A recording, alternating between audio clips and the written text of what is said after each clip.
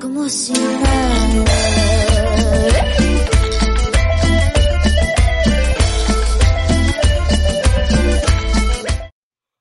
¿Qué ondas, primos y primas and primes? And welcome back to my Primos podcast.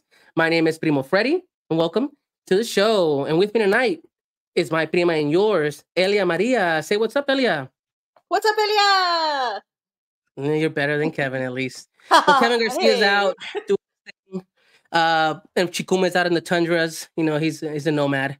Yep. But with us tonight, we have a special guest. A return. We didn't scare him away, everybody. Mr. John Avina from Avina Comics. Say what's up, John. What's up, John? How's it going? Otro, really, man. You guys gotta come with something original, you know? Like, seriously.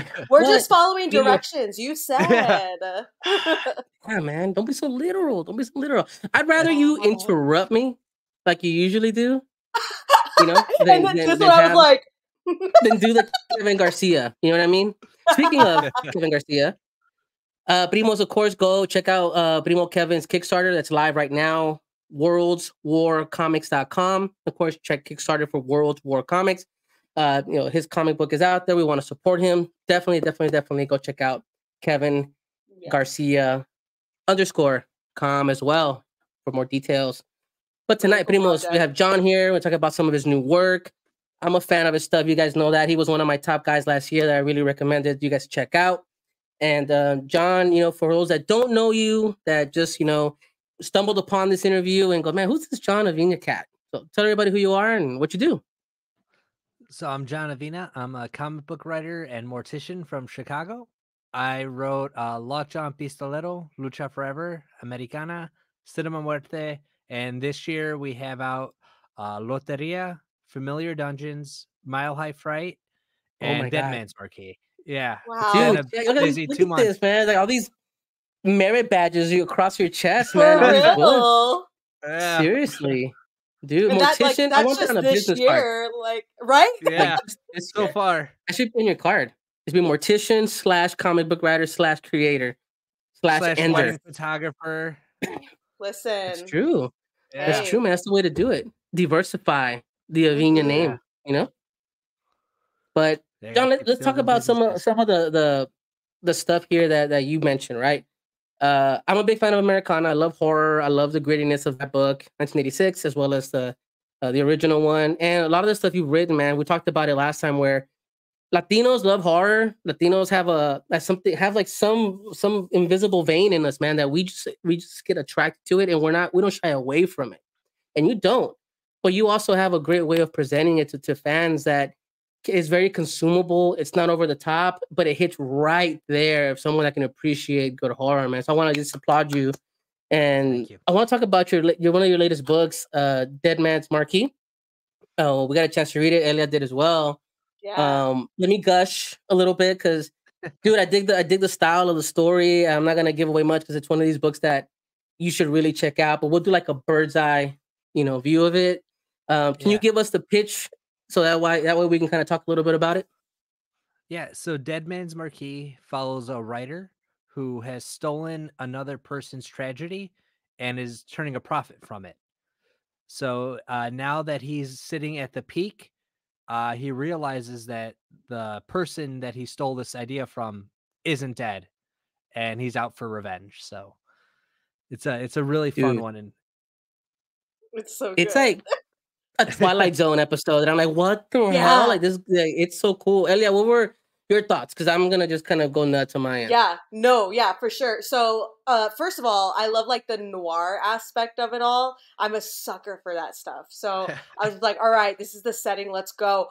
And also, I'm not gonna spoil anything, but there were multiple moments where my jaw was just like, and then also moments where I was like cheering, like, heck yeah, get him, you know? It's like the story and the message of it all is something that I feel like I could yell to like a crowd of so many people.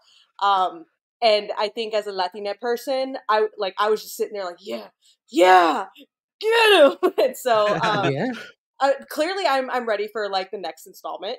And so, but it's going to be so enjoyable for it. If this is someone's first like introduction to your works, they're going to want to pick up more, because it's that great. Thank Yeah. you. Hmm. Yeah, it's not a book I've gotten a lot of feedback on, so that's why I was like, oh, Really? I gotta, because like a lot of my books come from like personal stuff, but that one Mhm. came from I wanted to do a Zorro story. Like I wanted to write Zorro. So I had a whole pitch and I submitted it to the owners of Zorro because I thought he was a public domain, but he's owned by a few different companies. So you got to like jump Mm. through hoops. So I Yeah. was talking to one of them and I can tell you my Zorro pitch because like they rejected it. So Oh. basically it was Zorro goes into retirement. You see like this big final fight. He saves the day. He falls off the bridge and you think he's gone forever. It cuts to a little like pueblito town in like the Texas border area, and you see a guy getting ready for his daughter's quinceañera. So they got like the like manteles up. You see him like setting up around town, and it's very obvious that this man is Zorro, but he's learning to live a normal life. So there's Mm. an old man there telling the story that we just saw about Zorro's like final adventure, and all the kids are going crazy. And then this lady goes up to the husband to Zorro and says like well that's behind you, like focus on today. So he is like, well, where's my daughter? And then you see her with like a little gun like shooting cans off like a fence post because she's very much like she's the son that Zorro thought he wanted, but he has a son who's more like the mom, who's more like into books, into like the people, and the daughter's more like him, like ready to punch the first guy that steps out of line. The army shows up, and the army is run by like a corrupt general, and it ends up they crash the quinceañera. It all falls apart. The wife gets killed. So Zorro Oh. dons the mask again, but this time with his daughter and son. Oh, that's And cool. it's a They didn't magnificent take seven. it? They didn't take it. So it's a That's blasphemy. I want to Yeah. see it. So it turns into like a Magnificent Seven story. Like the army's like, we're gonna come back in 2 weeks and we're gonna take out anyone that doesn't turn this man over. So he gets a bunch of like his old teammates together. Like I have like this whole like Zorro continuity thing. So one of them are like those folkloria dancers, but at the ends of her Yeah. dress are little blades. So like while she Oh, that's Oh, dances, cool. she like cuts up a room. There's like a whole Kind of like bunch of really Jalisco, right? cool characters. Yeah, I'm from yeah. Guadalajara. So yeah, Ah, There you go. Yeah. yeah. So a lot of oh that kind of Because Katie stuff and man. was Phoenix, in you know, it. the La Brava universe, she has a Yeah, folklorico Mhm. dancer, I think, as well. Yeah. Yeah. that's cool. So I wanted to do that, and they sent me this really long rejection letter, just kind of saying like, no, like you don't own the right. We don't want to see this anywhere Oh. else. So I started looking up Wow. Zorro because I was like, there's got to be someone that can help me with Zorro. Yeah. And I Yeah. looked, and then I found out about that Joaquin.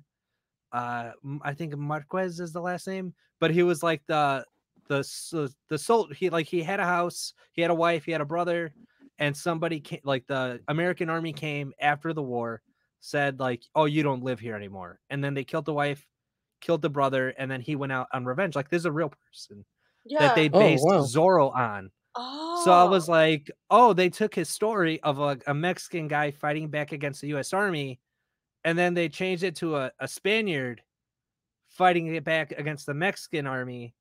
I was like, oh, And now they it's Mm. whitewashed him. copyright. Yeah. Yeah, And yeah. I was My like, put they in that God. one, whitewashed huh? this. Of So course. a lot of this story was all my anger about like you can't take Oh.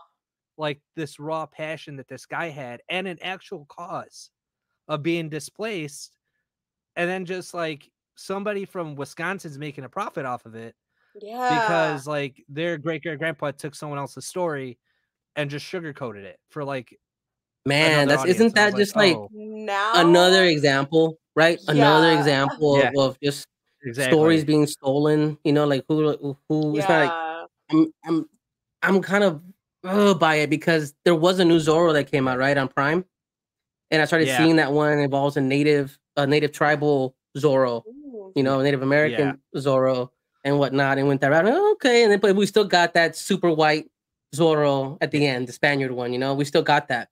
But yeah, when you hear the story that it's more than that, you know, the Latino Zorro is one of these things that you kind of look back at and go like, wow, why isn't that bigger than what it should be, right? Like Zorro at one yeah, time was like the shit, and it kind of just yeah, like fizzled away. And I'm like, damn, like there were rumors that what there was supposed to be the Wilmer Valderrama was supposed to be Zorro for a while. yeah, That Yeah. didn't happen. And so now here we are, and I was like, what the hell? But I don't know. I'd read your Zorro. I'd watch your Zorro. I would Yeah, definitely invest in it. absolutely. But now we have Dead Man's Marquee, right? And Hey. Dead Man's Marquee is my Zorro. So it's a Tale of Revenge. It's like Phantom of the Opera, but with like Latino representation in it. No, So man, it's cool. and I mean, the then writing behind it, not yeah. to take it away. Like, I don't want to take away beats from it, but the art is great. Talk about who Yeah. helped you with the art. Yeah, so he's really new to me. So I didn't get a chance to meet this artist. Like really, I wanted that Mike Mignola Hellboy kind of Ooh. vibe to it. Mhm. So Yeah. I was asking around, I was like, does anyone know anyone that can do this? So then they they sent me the link, and his name is Fred Marino. And I was just like, all right, man, like this is the story. It gets real weird, it gets real bleak, but like if you stay with me, it has an ending. Like Yeah. it's not the kind of story that you walk away happy from. I was like, but it's got an ending that like I really want to tell because it's like real Phantom of the Opera. And I Yeah. pitched it to him, and he was like, "How many issues?" So it'll be a 3-issue like mini series. Okay. So I was just Okay. like, "This is what I have," and we're on issue 2 now, so it is coming out. Yay. But it, Dude, yeah, I was telling Elia, like, and everybody talks about it. I mean, I know you said you should come to Texas. I'm just telling you that. You got fans here, man. But Mhm. look in the community, like they're like, dude, this John Avina cat, like he bangs these things out. Like he is Yeah. nonstop on these things. Like, what's that work ethic come from, man? Is it just that like you got so much you want to get on out there in the world? What is it? yeah. I always feel it's like that musical Hamilton. Like, how do you write? Yeah. Like you're running out of Elia time. would know. It's Oh, yeah. I got that going on. So it's like I Yeah. feel like at any moment someone's just gonna take this away from me. So I gotta get as much out before that happens. I So feel that. I'm chasing myself, basically. I'm going till that time catches up, but I want to get as many of these stories out. And we have like 2 other really cool things planned. But Lucha Forever, we actually found a partner for now. So Oh, issue cool. 2 is already like well into production. So that'll be out soon because people ask me a lot, like, what's Lucha Forever's deal? I'm like, oh, I'm working at it. So they picked up that one and La Llorona. So I get to tell those 2 stories side by side.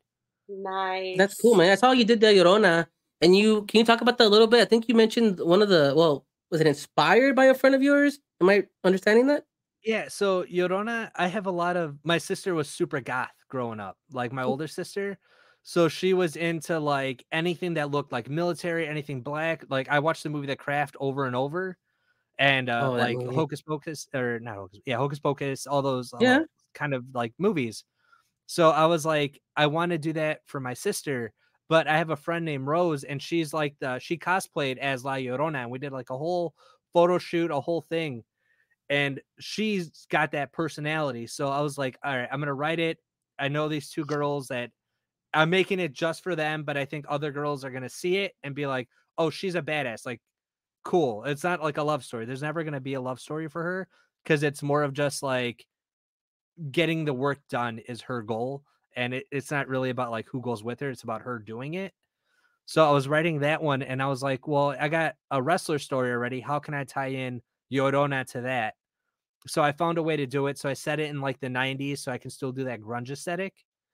And Yeah. just I brought it in and it's been a lot of fun. And a lot of people ask me, like, oh, Llorona, like I kind of want more of her and Guillermo and all that stuff. So I'm working on it. But yeah, I have issue 2 already like ready to go. Nice. You know, Yeah. like when That's you write so women, man, cool. like in books, I've noticed that they don't take just back seats, man. They're pretty Yeah. pivotal in almost every of the books.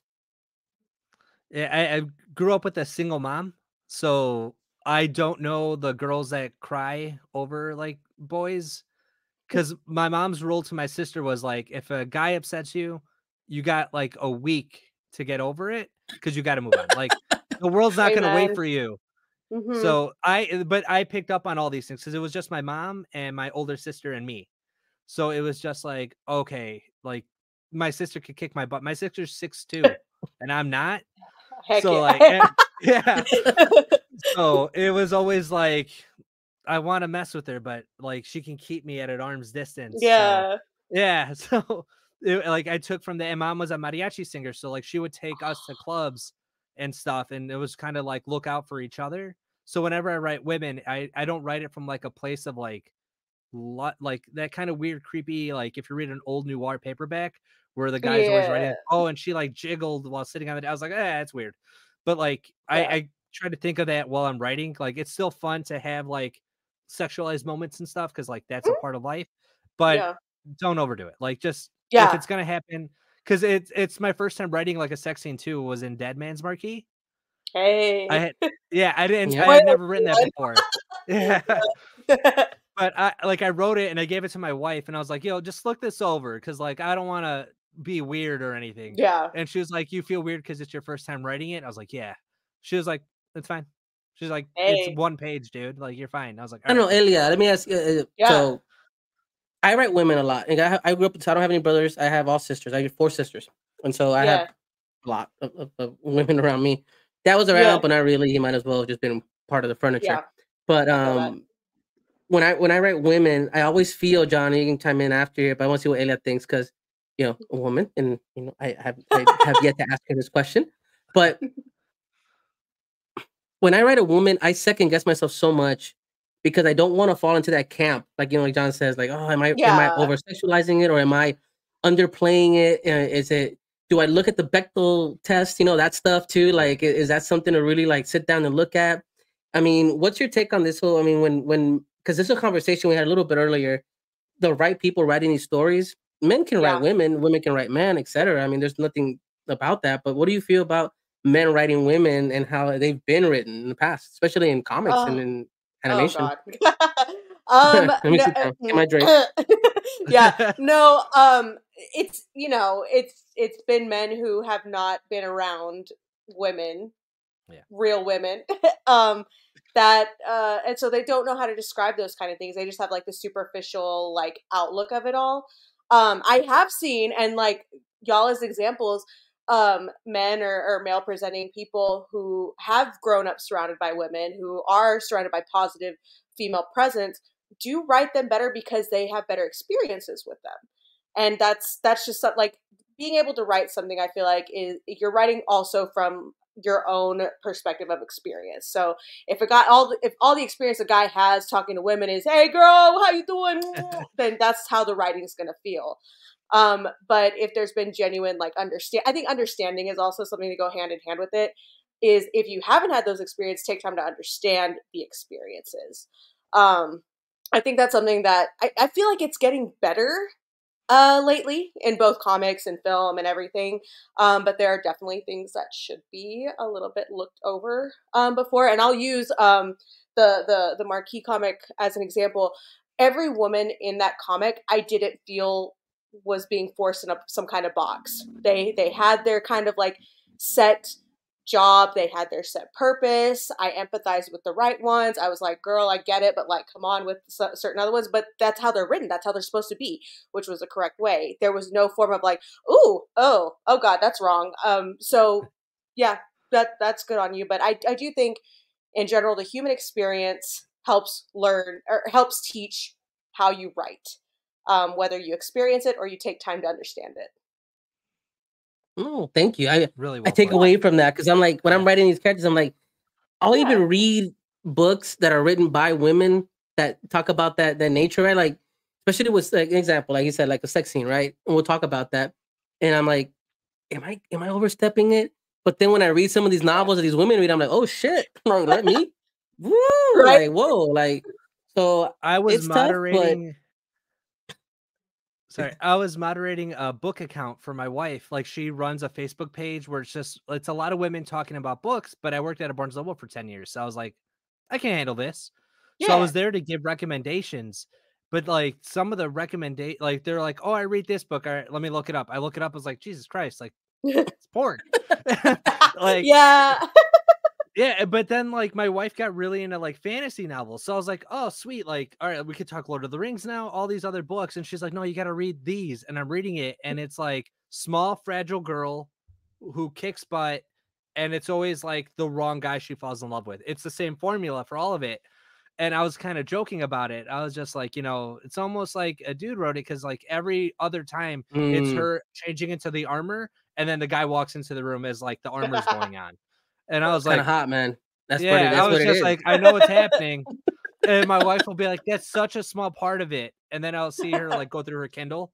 I'm just like, "Yeah, I'm sure." Right. Yeah, it's bookmarked. It's bookmarked, but Yeah. for research.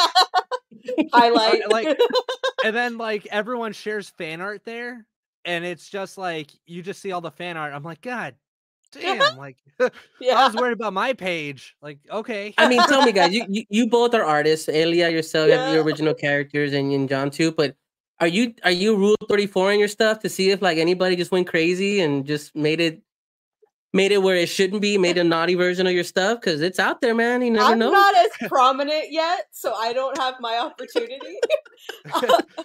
We'll see after other stuff comes out. Yeah, I'm not gonna like kink shame people, like do your thing or whatever. But like, I do get a lot of guys that are like, "Oh, you should do a Jimena variant." I was like, "Oh, I have one." They're like, "No, like another one." I was like, "Look, calm down." Another one. Another one. I was like, all these characters, even the bad guys, are my babies. Like, like right, roll, man. Yeah. Some guy's making an action figure of Lockjaw right now.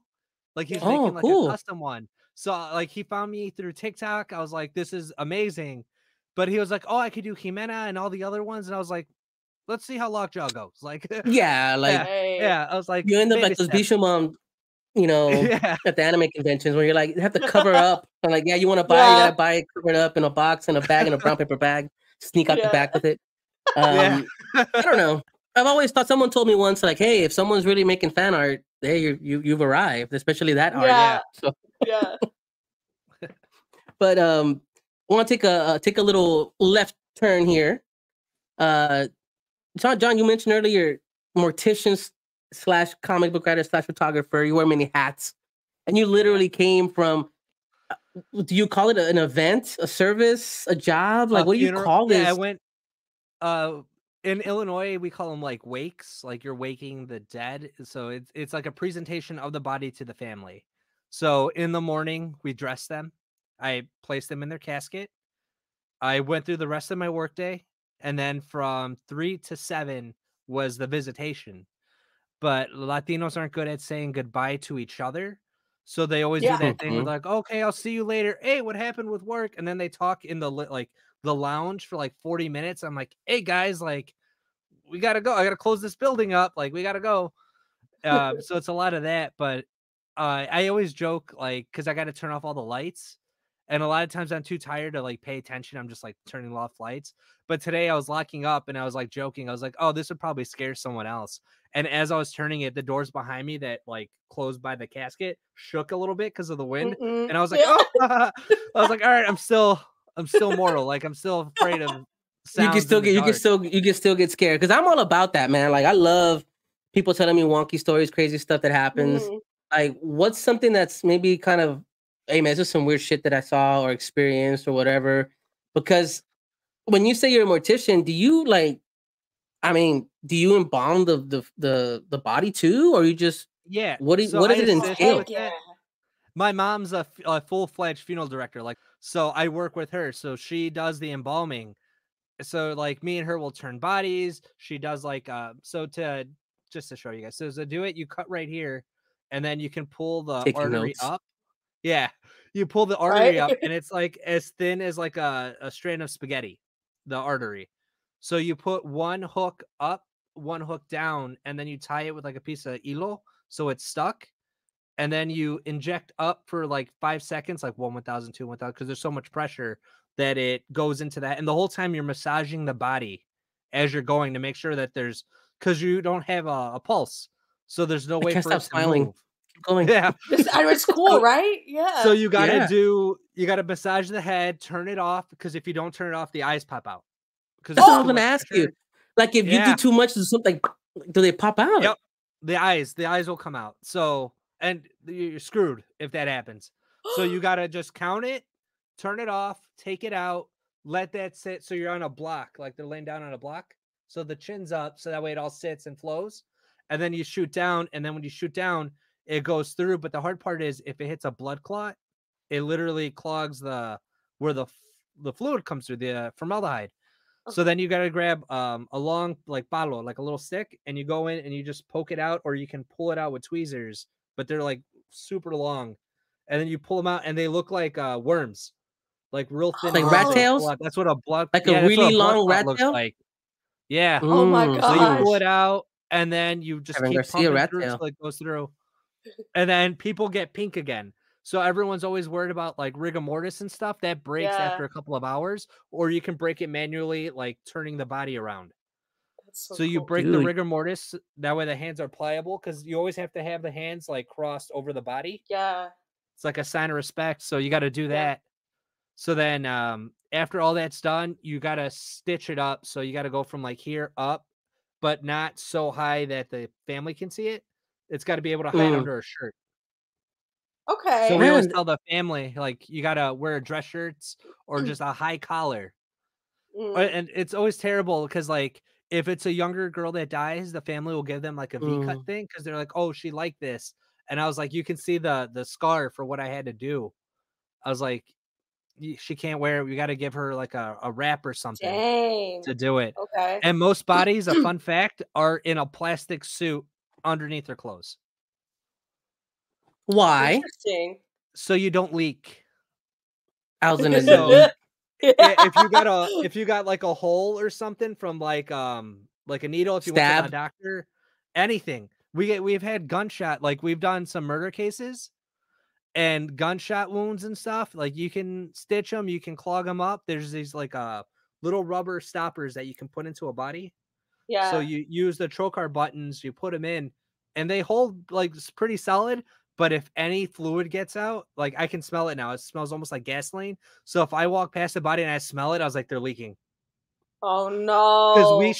we ship a lot of bodies to Mexico. So when we do Yeah. that, like they gotta be perfect. Because in the plane with the pressure, it all comes up. Yeah. So Oh no. yeah. Yeah. Oh no. Yeah. And, I mean, my So- dad told me that sometimes when he's in the services that I don't know if it's someone did the job wrong or something that they burp. Yeah. That the body ends up burping in the middle of the service. Oh my gosh. The other day I Ellie, was by don't end up myself. burping.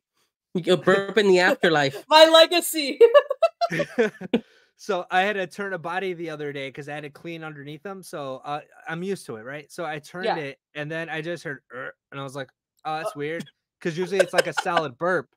But then I went to turn them down, and luckily, the head was right here, like I was further south.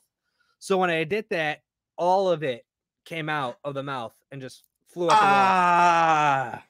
So I was I would like, be like, you I'm know, taking the day. oh, so many times I'm just like, I'm going to my office and no one talked to me. Like, Yeah.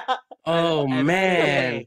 Yeah. I had Dang. plans once on like a Yeah. Friday. So there was like a Friday, I got dressed for work. Like I was actually dressed up because I had plans afterwards and I wasn't supposed to be in the lab. There were no plans. I went to go check in a body because some funeral home was bringing a body for me to look at.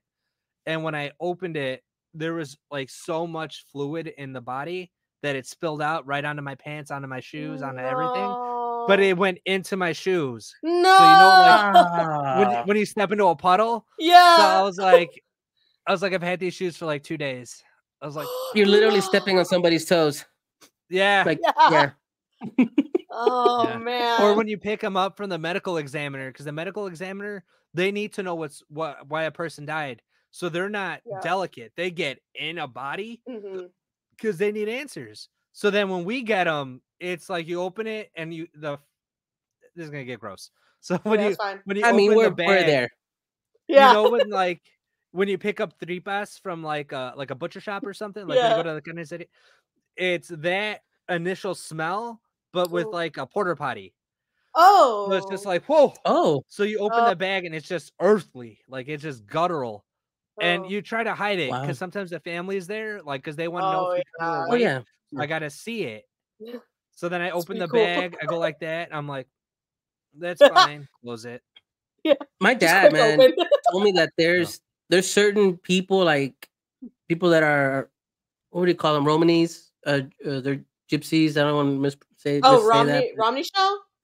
Romney Shell. Yeah, like they are very particular because they sit there and they watch them work. They watch the body. They watch everything. Like my dad can't even, if he has to do something down there, for example, or do some work around the casket, they're like they don't let my dad get near it. They're really protective of it. Like, have you seen stuff like that?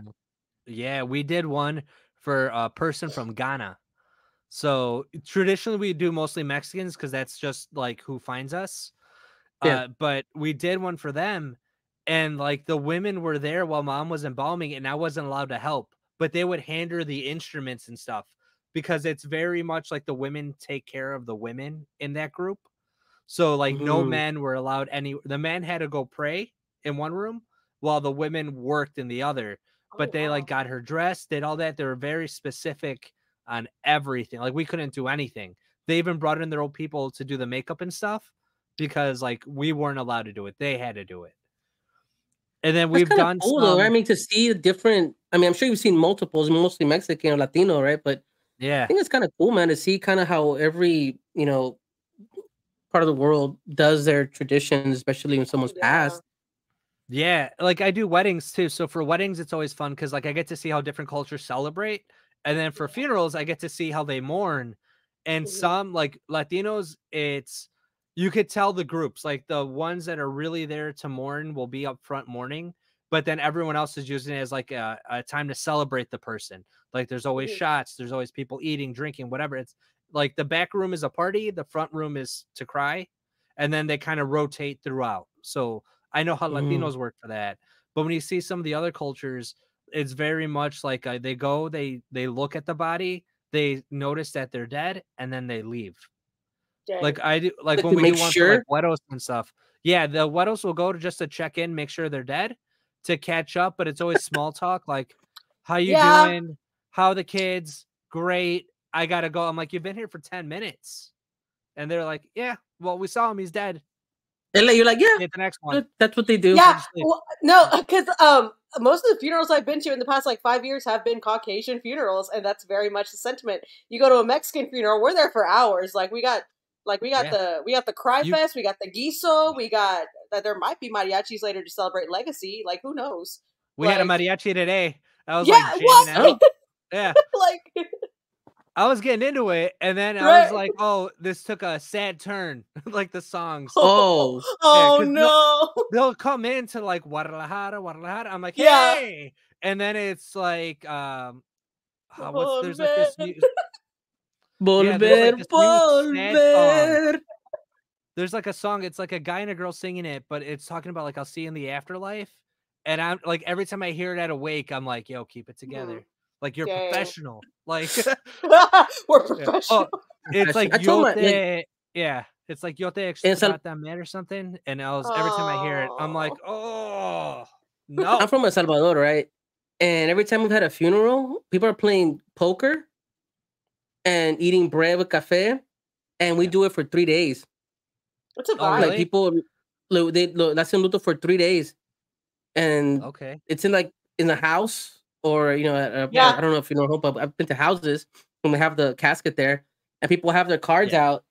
They're playing poker, and the muertito's right there, and people are talking, eating pan. There are some that get out a little wild, but it's like 3 days of just like, hey, let's play some cards, let's drink, let's talk about this cat, and wrap it up. But that's how I grew up. Yeah. In Mexico, because I've been to funerals in Mexico, you die. Within 4 hours, you're dressed again, and you're in a glass casket. Like the edges are wooden, but the viewing from like the waist up is glass.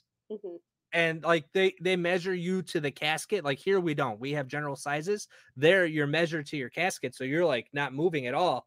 But you're in a house for like 24 hours, just there. And then the next day they walk you like on the shoulder to your burial spot, and then you're there. Like you go to mass and then you go there. It's really cool to see because in Mexico, it's like an actual celebration of death. And then everyone like mourns the people that were lost and stuff. So it's super cool. And then in here, you still get a little bit of it. Like the grito thing. There was one, it was sad. The guy was like 34. So he was like my age and he died suddenly. Like he had cancer, beat it, died of a heart attack. So it was like, bam. But the wife had beaten cancer too. So like they went through chemo together. They met, they fell in love. It was like the sweetest story ever. And like you can usually tell the people that are fake crying versus real crying. She was crying and the mom was crying. So I was like, okay, this is going to be a rough one. We got to the burial, and I have 4 sisters, or 5 sisters. So I'm like, I have a bigger family. I have 5 sisters and 2 brothers. So when the casket was going down, I had to like get in the ground to pull the sisters out, because now that they took care of the mom and the wife, it was their turn to cry. And I was like, this is usually reserved for like Mexico when I see it. But here is like they were grabbing chunks of earth and pulling it out with them because they didn't want to say bye.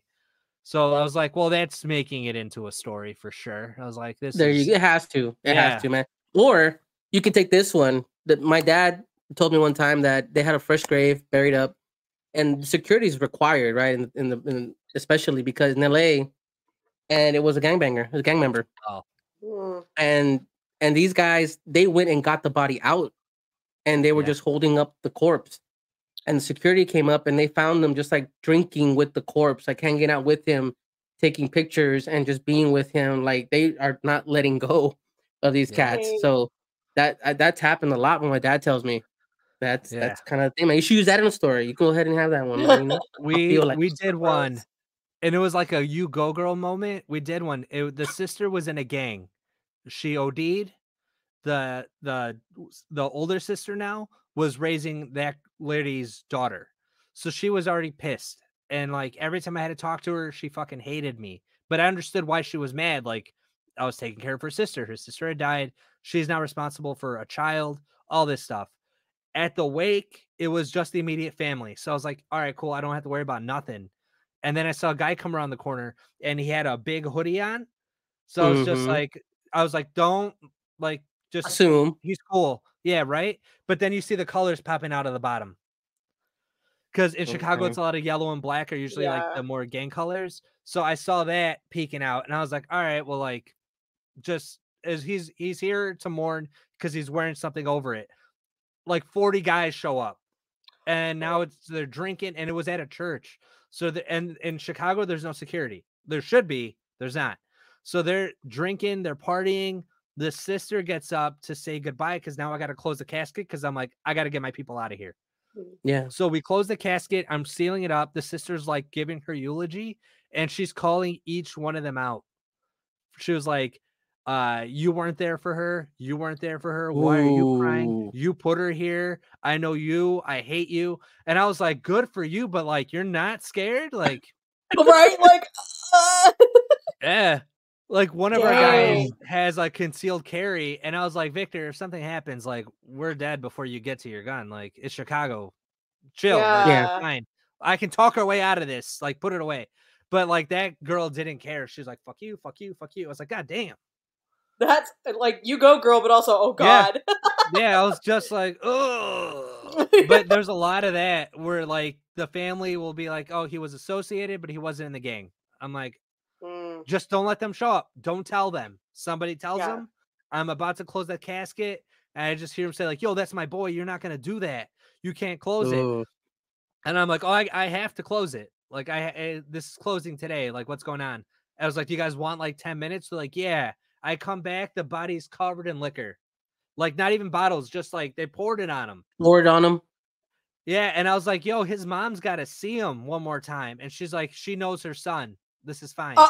So then the mom goes in there, starts crying, says bye, sees the friends, and you just see like pissed. And I was like, yeah. Like those ones are happens, man. rough. Yeah. Especially Chicago. Like it's a lot. Like, and we try to get out of them. Like they'll call and I'll be like, oh, what's the manner of death? And they're like, they're at the medical examiner. I was like, for what? And then they'll be like, they were shot. And then I'm on Google already looking up the guy's name, looking up shot, looking up his neighborhood. Oh, okay. And then I'm just so like, you can actually like, hey, we're not interested. Kind of. So you either price them out, like you price fucking sky high, crazy, just to get them out of the room, or you tell them we will do it, but our rule for our funeral home is there has to be police presence if there's over a certain amount of people. And then that usually scares them away. Sometimes it doesn't, and then that sucks because there is no police presence. You lied, but you're just like, fuck.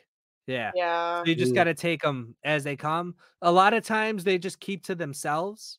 like they're gonna party, but if you don't talk to them and they don't talk to you, you're fine. Yeah. But the times that they do want to talk to you, and especially since I work with my mom, so like I hear everything and I'm just like, bro, shut up. Like, yeah. Nah, We've man, had to that's call the cops it's a few crazy, times. dude. Yeah, It's Yeah. crazy, real but stuff like, is nuts. no, but that's crazy. But also think about it this way: like, we don't sit down. You probably do because you fucking do it every day. But like, I don't sit down and think, damn, I gotta start thinking about funeral stuff. I like, we joke around. I have a kiddo. I'm 40 years old, and I'm not a kiddo, but I'm far from it. My dad works at a cemetery, so I've always been around that stuff. I always make the joke. I'm like, man, just put me in a fucking Folgers can and then split me up amongst people and leave that shit. Like, just because I hear so much craziness that happens with like legit like bodies and burials and they're how they sell the cost, right? Not to poo-poo what you do because that shit's like expensive, right? Yeah. And like So, I've been hearing stuff recently that they want you to go to space now. It's cheaper to go to space with your body. Apparently, it's like 15 grand to go to space, and then they send you into space, and you just end up in space floating around. So, oh my god. they want to track to see what happens with bodies. Like it's a Weddle thing, but they put bodies in sea now. Like they'll drop a casket into the water, and I was like, bitch, that's metal. Yeah. Like, that's just gonna sit there and rust. Like there's gonna be a crab living in it. I was like, why? Why do burials at sea? Like I get it, but like wrap them in a cloth then and drop them. But that's how you get sharks. Like take your battle. True. Yeah, or they want to do like organic body donation. So you put them and then you turn into fertilizer and then you drop them off. That costs more than a funeral. And they don't tell you that. Yeah, they're like, oh, they're like, you got to do it. They just take you out. They compost you. I was like, it costs minimum $15,000. I didn't know I'll that. go to space. Minimum. Go to space. Or do a cremation. Like cremation's bad for the air, right? But burning a body is better than the chemicals that. So if you like the way I always tell my wife, if I go direct cremation, take the urn home and do a celebration with the urn. No one has to touch me. No one needs to see me. Like put up a picture, make everyone buy a comic on the way out, and that's it. Hey, like, that's what's up. Yeah. There's a gift shop. Yeah, force them to read it in front of the thing. Like, yes. But like, that's and you have to hold the comic, man. That's unreleased until the date when you pass. That's when it's released. Oh my god! Oh, it's just me ranting about stuff. You talking shit to everybody. It's a final manifesto. It's like your burn book. That's your burn book. I'm holding everybody. I love that. I should do that. I'm gonna work on that. It'd be fun, man. I told my wife the same thing. I'm like, hey, look, just burn me. No, I told my kid, I was like, look, put my brain into an AI and then burn my body. If you ever miss me, just open the program dad.exe and then just load me up and just get some words of wisdom from me and then just turn me off because I could get annoying, or listen to this podcast. I'm very much like to give as much of my body to science as possible. And then the rest burn it, but have a 3-day party. Like you can cry about it, but we need a party. So the place I work at Monday through Friday is a body donation center for science. So we do that. There's it's not as crazy as people think. So every time there's like an article like they found 32 bodies at this place, I'm like, that's just a shitty place. Like so I was like, but like the place we do is for all of Illinois, and like it's always something crazy. Like I'll get calls from people and they're like, I want to donate a kidney. I was like, I can't help you with that, man. Like it's not what we do here. And they're like, well, what if I just go and drop dead at your door? I was like, I gotta send you to the medical examiner. Like you can't just come here to die. I was like, that's my job. And then, and there all sorts of crazy people because like I answer the phones all the time. So like I answer it and I'm talking to them and they're just like, well, I want to donate my uncle to science. And I was like, okay. I tell them what they like, you got to fill out these 2 forms, you got to get a funeral home to bring you. So they give you the death certificates. That's it. You're with us for 2 years, then we cremate you and we send the cremains home free of charge. And they're like, okay, cool. Yeah, I want to do that. And I'm like, well, you have to pay the funeral home for the death certificates and to bring you because we can't do it. They got to do it.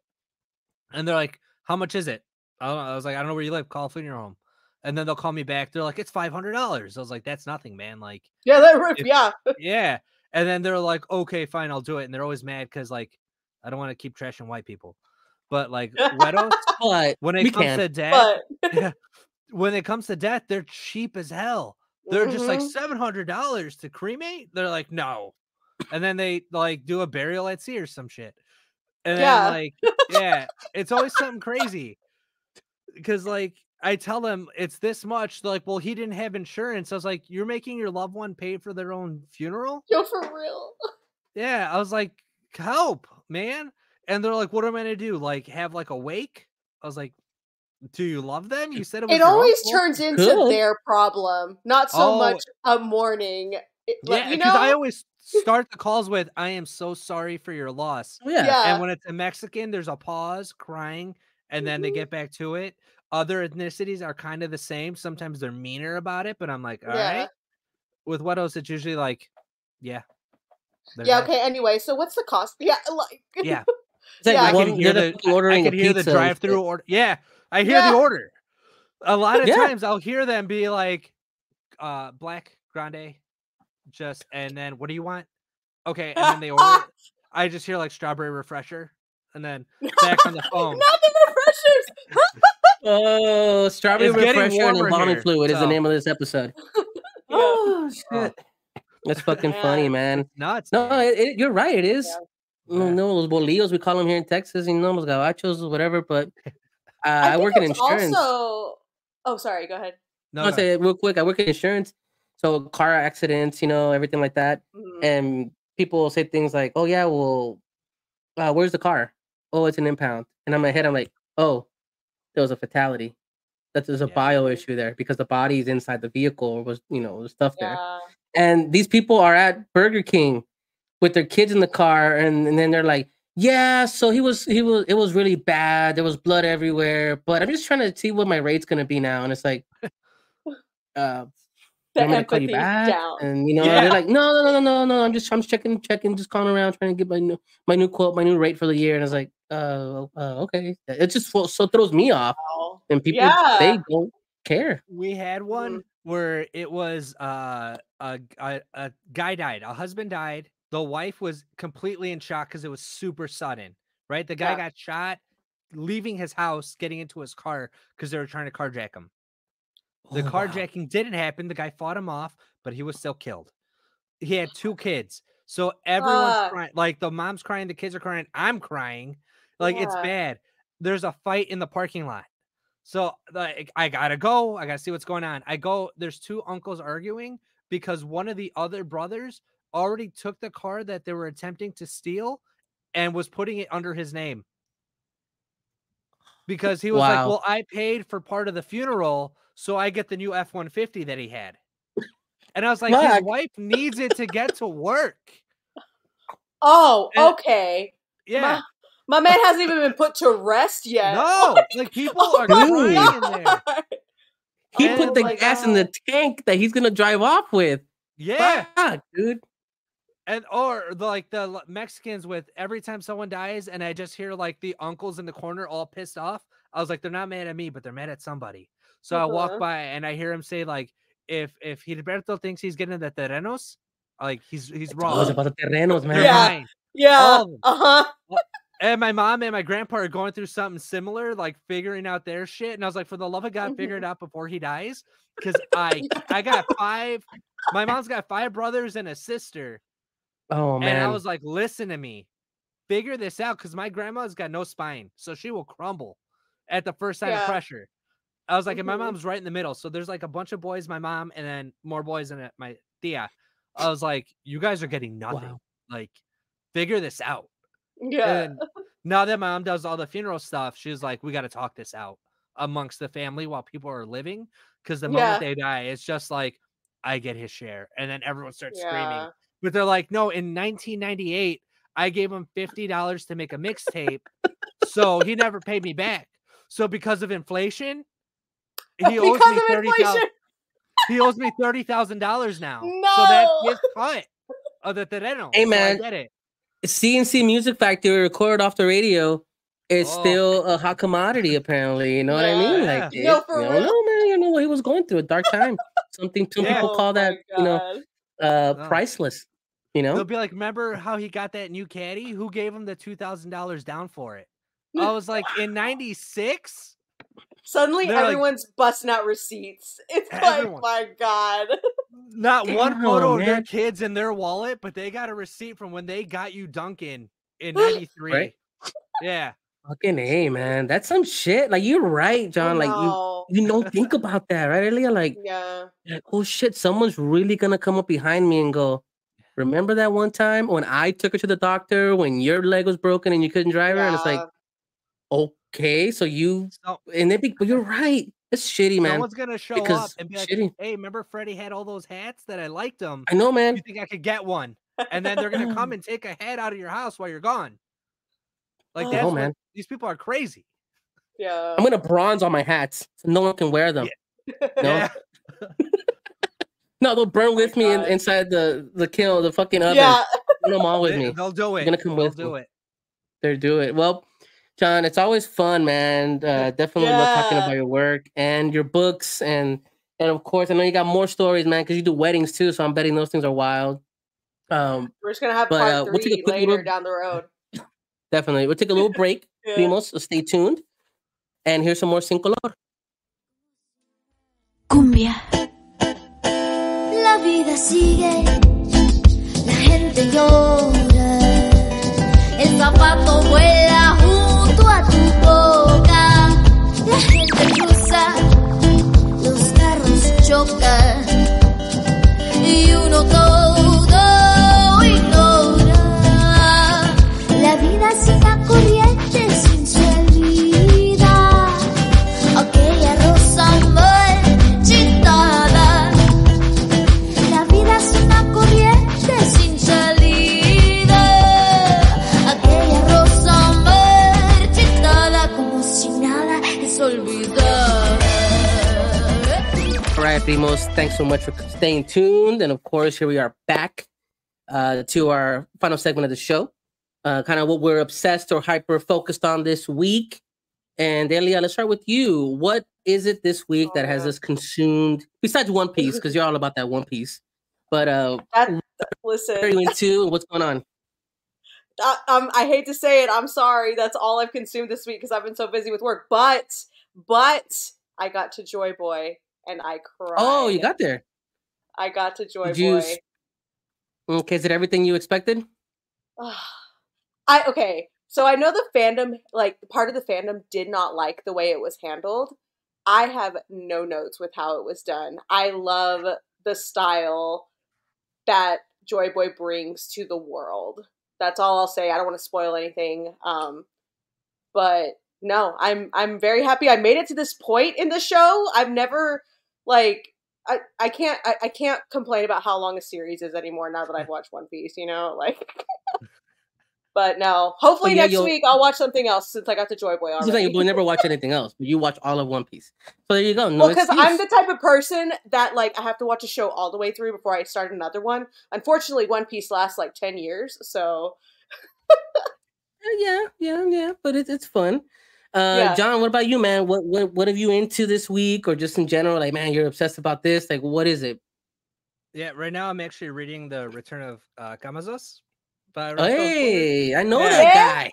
Yeah, I've been checking it out. Like, it's good. So that's been like my go-to right now. I'm actually reading I'm writing a manga, so I've been reading a lot of it. So I just started One Piece. Oh, you just started One Piece? Hold on. I just started One Piece. Take a deep breath because, like she said, 10 years. Oh, it's a lot. You said just started? Yeah. How far are you? In the books, I'm on volume 4. On the cartoon, I'm at the whale. Oh, okay. Yeah. Yay! Good place to I be, was man. like, how are you guys gonna make me care about this whale? And I'm like, I care a whole lot. The Return of the Camazot is Rafael Flores Jr. Shout out Rafael, because man, he's a great writer. It's a great book, man. Definitely. I'm glad you got your copy. Yeah. For me, I've been watching a lot. I've been watching dumb trash TV for some reason. Yes. Like, and it's dumb, but I've been like obsessed with it. Me and my wife were like, hey, what can we just put on? And sometimes when you just put something random on, you get hooked. and then you're like, oh shit, why am I watching this really good bad TV? And that is going to be The Rookie on ABC. It has Nathan Fillion in it. Yeah. Fillion, thank you. And I was like, what is he, a police officer? Dude, it's LAPD, but it's super over the top. Like, there's no fucking way that the LAPD is gonna let a 45-year-old man join the force as a rookie, and then he ends up solving murders and drug busts. Like, if they all fucking can do this. But I'm hooked because it is so trash. It's like gummy bears wrapped in a Fruit Loop, dipped in chamoy. Like, it's like, yeah, this is all the garbage that we shouldn't watch, but I'm obsessed with it. So yeah, I'll put it out there. It's on Hulu, and like, I promise you, I'm like sitting there going, man, my wife, I'm like, why am I watching this? I know she's not gonna die, but I have to keep watching. But yeah, that's been my obsession. Okay. Heck yeah. But Primos, we hope that you enjoyed the show tonight. I want to thank John Avina, of course, Avina Comics. John, please give everybody your socials, your website, where everybody can follow you. avinacomics.com. You can buy the comics. We put up our interview section, so you can see my last visit if you guys haven't checked it out on there too. And then on TikTok at Avina Comics, Instagram at Avina Comics, and on patreon.com/Avina Comics. Heck yeah. Awesome, y'all go to that Patreon. Awesome. Support definitely. Elia, what about you? Have anything happening? Anything you want to promote? Well, I'm doing my charity streams every Friday starting tomorrow, which this will be in the past when this is up, but every Friday in February, raising money for the American Heart Association. I'm doodling cursed toy hybrids for donations, so come join the Cursed Tea Party fun. And then beginning of March, I think it's the second weekend of March, I will be in Austin, as will Freddie, I think? Question mark? Yeah, I think so. For the BIPOC lab, thrown by Dr. Aldama. Professor Latinx. He's Professor Latinx. Yeah. Hey, by the way, did you guys see the trailer for X-Men 94 or 97? Yes. 94? Not yet. Yes. But I dude. Elia, go watch it. You're gonna lose your mind because you love that old school animation. Yeah. You're gonna love it. You're gonna love it. Done. So good.